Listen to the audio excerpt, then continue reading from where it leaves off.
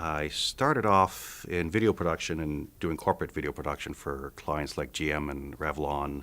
And then I eventually became a field producer for Bravo and CBC. So I have a lot of experience on broadcast production. What I liked about the story was there's a lot of pain in it. I think that's something we could all relate to as we kind of discover ourselves and we discover our place in the world. I remember when I was 18 myself thinking, geez, I can't wait till I'm older when I will have figured out life. And of course, you never really quite figure out life.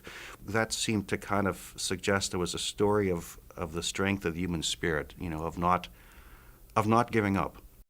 What resonated with me with this film is it was a film that was critical of religion, but it wasn't really knocking it. It wasn't really bashing it.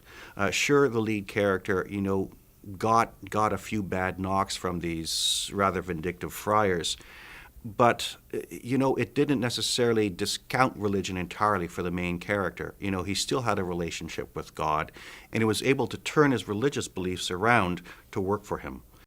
Andrew was really the kind of creative force behind this, and he's a very driven man, and he wants things done very specifically.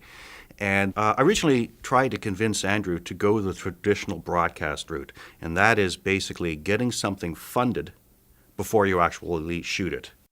And the model that we're kind of looking at now is, the way that idealists work.